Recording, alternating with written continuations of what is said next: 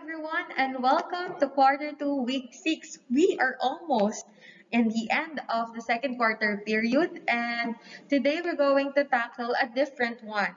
So, nung first lesson natin, first week of the second quarter, we have studied language of research campaigns and advocacies, and basically, those are examples of persuasive text. So, pinag-aralan din natin what are the language features for convincing other people, for doing a persuasive text. And during week 2, 3, we have studied argumentation, and we have studied what argumentative essay is, what argumentative text is, and it was followed by series of argumentation topics like opinions and assertions, claims of fact, policy and values, and yeah, so that was last week. So today we're going to tackle another kind of text, which is what you can see in the screen.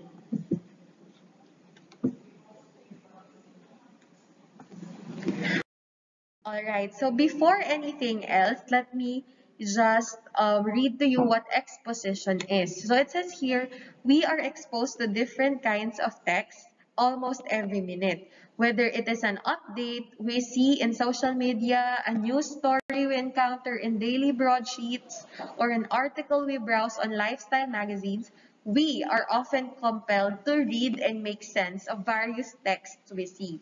One of the key features that draws the boundaries between and among these written materials is the purpose of the author. So, in here, we are identifying, when we say exposition, basically one of the key features of this text is to identify the purpose of the author. What is the meaning why the author said that particular speech or text?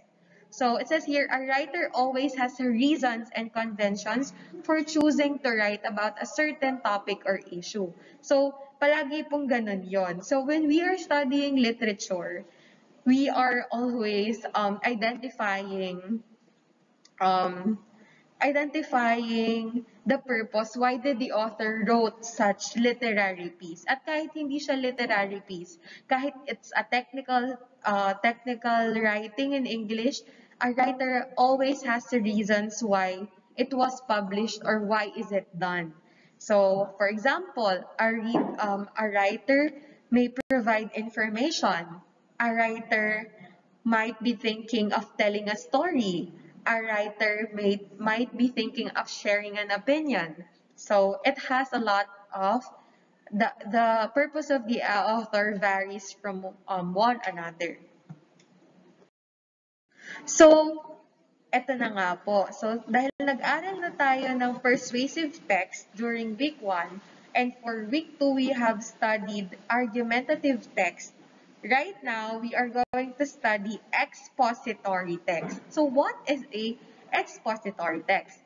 It says here, it merely presents or provides information about a particular topic or issue. This is also sometimes called informational writing, where our writer provides facts on a given topic in a way that is educational and purposeful. So, let's go to the root word first of expository.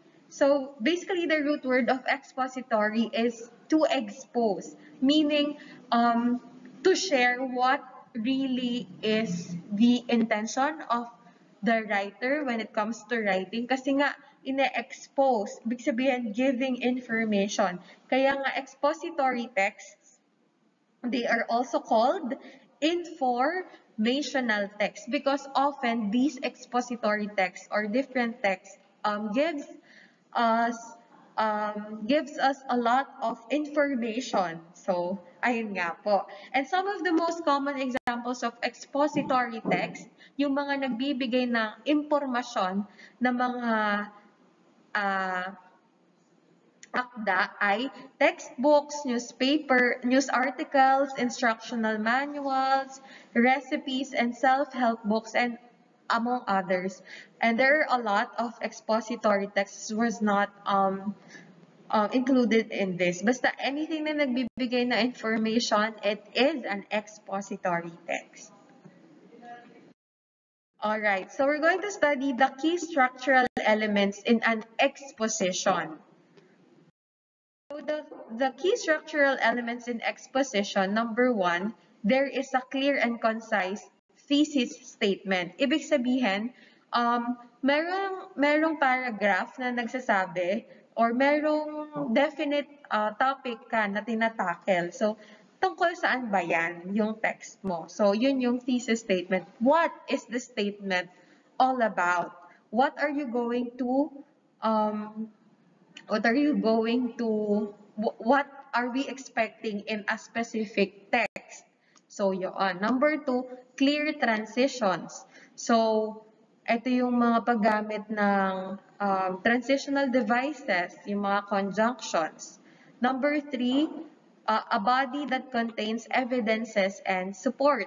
So, ito naman ay yung mga evidences, factual evidences na pwede natin gamitin to support our thesis statement. And number four, an effective conclusion. So, it says, basically, this is just a writing. Ito yung mga basics ng writing na may have introduction or thesis statement. Number two, the body. The body supports and it contains evidences about the thesis statement. Doon sa una nating nilagay. And number three, conclusion. Ito yung nagtatali sa lahat ng sinabi mo. This is the summary part. And why are we studying this? Babalik na naman tayo dun sa reason na this is because of we're going to have research in the last quarter. So dapat naiintindihan natin kung ano bang basics ng pagsusulat, whether it is argumentative, persuasive, and expository text. Nakikita nyo, iisa lang yung pattern nila.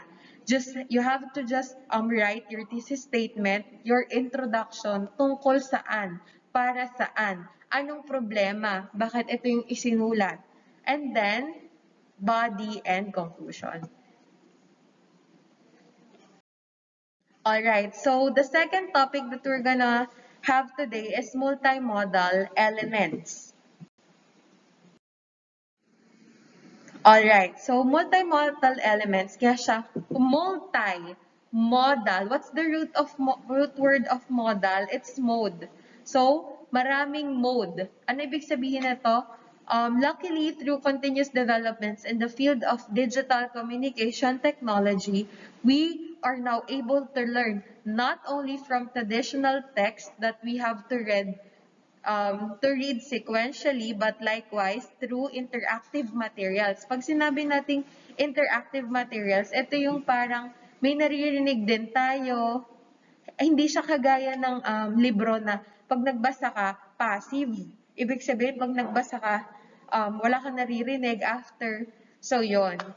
At tawag doon sa mga may sounds na materials ay interactive materials. Yung pwede kang mag-participate doon. Pwedeng laro, ganyan. In various digital and non-digital platforms like posters, infographics, vlogs, animations, web pages, among others. So, sabi dito, a text is considered multimodal when it combines two or more communication modes to present information. So, kapag kinocombine daw yung dalawang mode sa communication, ang tawag daw doon ay multimodal. In the context of multimodal compositions, mode refers to the method of communication being employed. So, ang tawag nga daw doon ay mode. Halimbawa, posters, mode siya. Pag hinalo mo yung posters, nagsalita ka, nagbibigay ka ng reaction doon sa poster, so nagiging dalawa yung element doon. Kasi nagre-react ka doon, tapos meron ka pang digital and non-digital, yung ganon. So, nagiging multimodal element yon. So, para maintindihan natin, ano bang mga example ng multimodal text? So, meron tayong nahahati siya sa dalawa. Isang simple multimodal text, and we have complex multimodal text.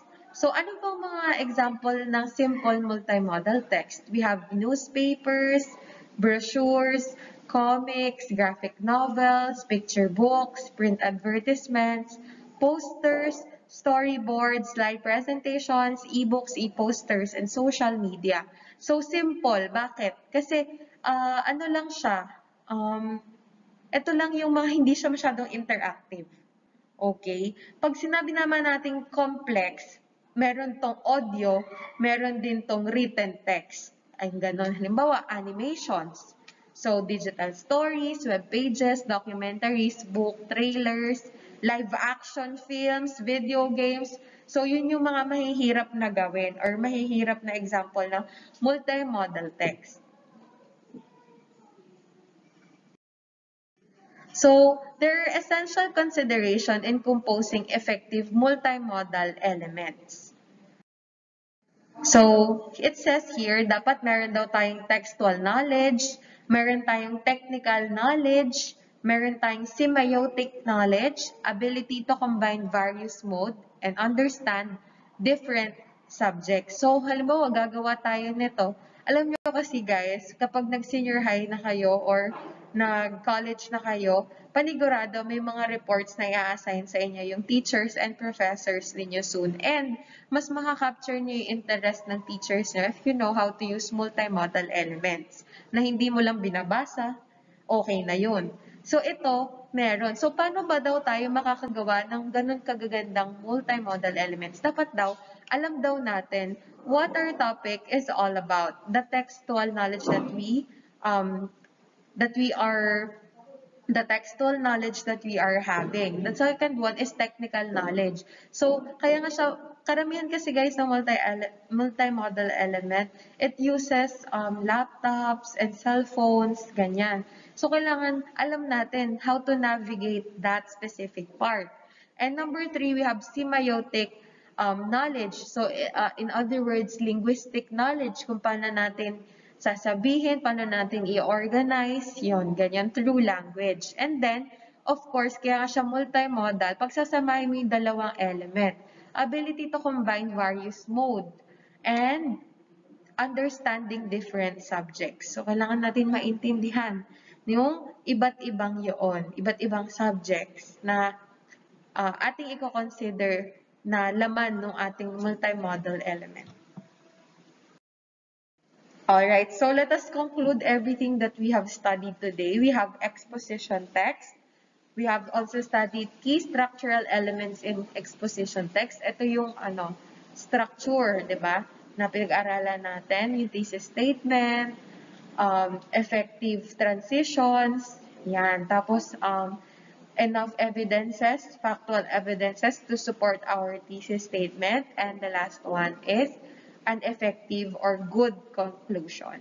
So we also have studied multimodal elements, and we have also studied essential consideration in composing effective multimodal elements.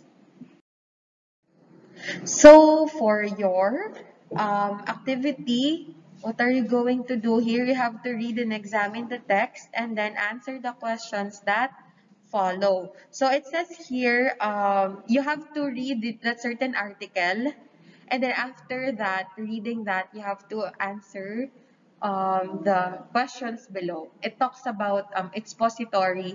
Diba sinabi nga natin, exposition, ang pinag-aralan natin, expository text. So mainly information yan, and tatanungin kayo niyan kung na-present ba ng tama yung, ng author yung sinasabi niya or not.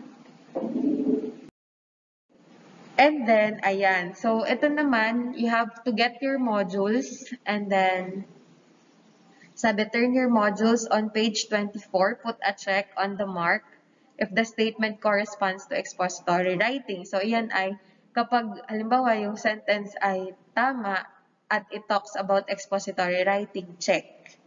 So, learning task B, ang gagawin nyo naman dyan, pumunta kayo ng page 30, tapos, meron dong, ang alam ko, crossword puzzle yon. Isusulat nyo yung mga nakita nyong salita. Tapos, doon sa puzzle, dyan sa worksheet. Huwag nyo susulatan yung module nyo, ha? For learning task 2 naman, true or false. So, kung tama ba o mali yung sinasabi niya about multimodal composition, pinag-aralan natin kanina. And then, phase A, fill in the blanks with the missing terms to complete the meaning of the paragraph. So, tungkol yun sa multimodal elements. Fill in the blanks, pakilagay dito ng sagot. And then, ang huli niyong gagawin ay draw an infographic about effective study habits for distance learning. So, pwedeng dyan nyo na ilagay sa likod ng worksheet ninyo yung infographic or pwedeng i-attach ninyo sa bond paper yung infographic. Alright, so I would like to end my whole discussion with this statement. Sabi, one day or day one, you decide.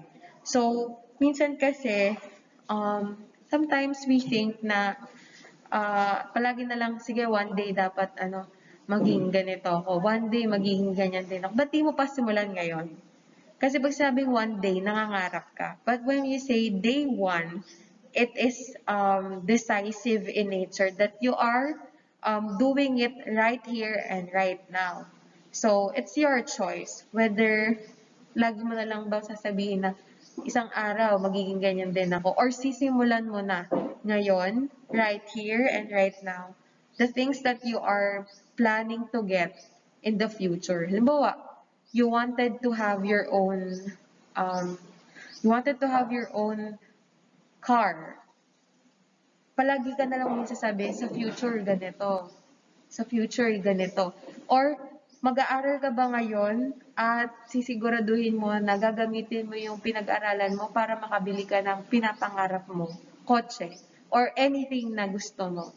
So you have to decide that today should be the day. Laging ganon. The day should be today that I will start working hard for my dreams. Okay?